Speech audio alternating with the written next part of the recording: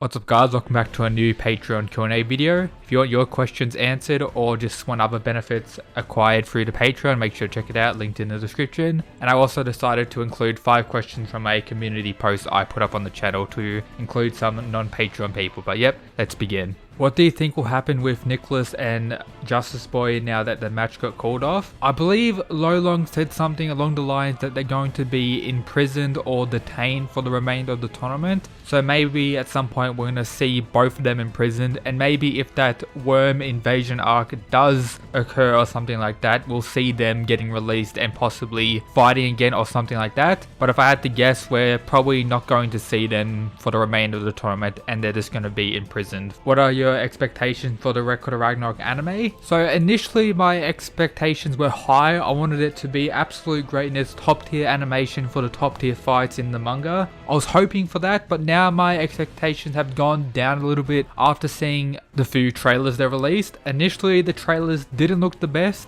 The most recent one did have a big step up in overall quality, and I do have faith in the anime being pretty decent. And even if it isn't like the best adaptation, I'm still most likely going to enjoy it, and yeah, I'm still absolutely hyped for it. How strong would Bando be if he learned martial arts? What style would be best for him? See, Bando with martial arts could be even more of a hacks machine than what he already is, and the style I would pick is probably the Koei style. Imagine Bando with the Rakashasha palm being like a walking drill man. We already see Kiryu being somewhat like drills, but Bando would just bring this to the next level with his, stretchy body, just being a walking crazy drill man. And then also having the likes of Blink, Bando would be like an unstoppable killing machine at that point. He already is an unstoppable killing machine, but with that he'll just be absolute broken. It'll be crazy to see him with that. If morality or money wasn't in the way, what are some experiments you would like to try? Hey, I got an experiment for this. How about putting people in my Discord server in the voice chat, for the last person remaining to continue talking in the voice chat to be a new mod or a new power member or something like that, but have to disregard morality because someone may die in the process. But yeah, that's something I guess without too much deep in-depth thought about it. Omega Kano versus Ashura Kuroki, who would win and how much difficulty? So let's just take Omega Kano and put him in the spot of Ashura Kano for the Kengan Ashura Annihilation Tournament, and I do think Kano would actually win that. That's my higher bet, would be on Kano.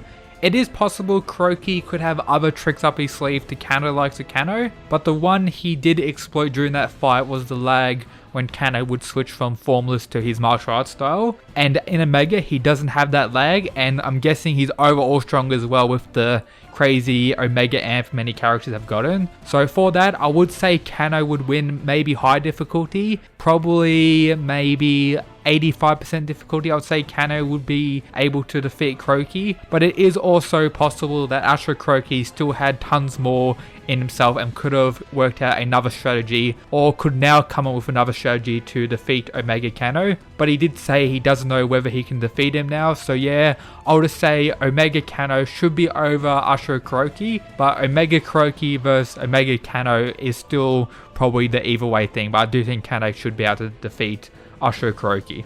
Do you think the Chad Koga is the only one who can beat Lolong? I don't know about current Koga, but maybe in the future, maybe if Lolong does roll someone like Waka or Oma or something crazy like that, we see Koga training for a few years to get that revenge for them. Maybe Lolong kills him or something crazy like that, and Koga gets revenge by defeating Lolong in the future. But if I'm being honest, I very doubt that. Do you think the Tiger Nico will ever show his face in the present day? Well, if he's alive, yes. If he's actually dead and did get killed by Oma's Nico in the past, of course not. But there is a very high possibility that he is alive and may appear during the major worm arc, or maybe when the supposed Tiger Vessel fights Oma or something like that, we'll see him like watching from some random spot or something crazy like that, or having an interaction maybe with Kiryu, which would be pretty insane. But yeah, seeing his face in the present day, confirming that he's alive, will be one of the most hype chapters in all of Omega, if I'm being honest.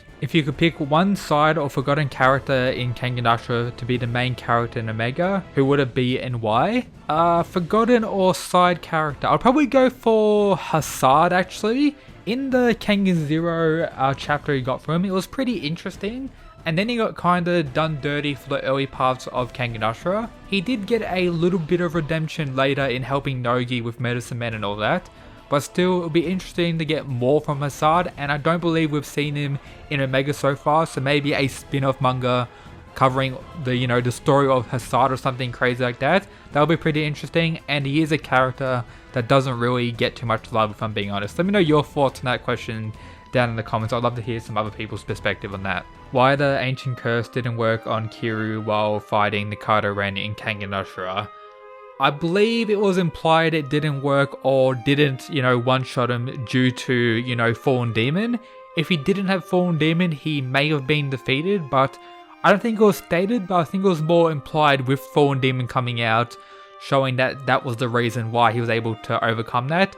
Or maybe that Nikaido Ren's, Ancient Curse technique thing isn't really that powerful, and Kiryu is just too tanky that he couldn't really finish him off with it regardless. But yeah, I think it was mainly due to Fallen Demon countering that, with that being like another crazy mind, breaking thing.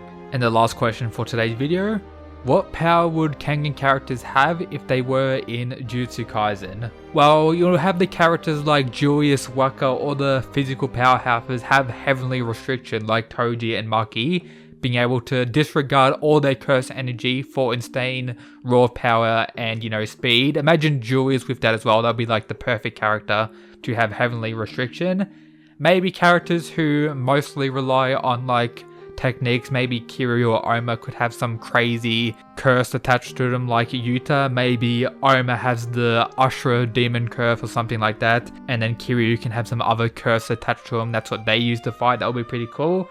That's a very interesting question. I don't really know what abilities other Kengan characters could really have, because a lot of them are just raw martial artists rather than having some crazy hacks, which a lot of Jujutsu Kaisen characters do have. I could see Kuroki just being this super badass old man with this, fortress aura around him, just, bodying people. That'll be, pretty cool. Summoning like a fortress barrier to just roll people. That'll be, I don't know, something that could possibly happen. I don't know really, but yeah, that should be everything for today's Q&A video. Hope you enjoyed. As always, shout out to the people in the Patreon, Absolute Mad Lads. Stay tuned for the Kengan Omega chapter review, which will be the next video most likely. But yep, that's it guys, peace.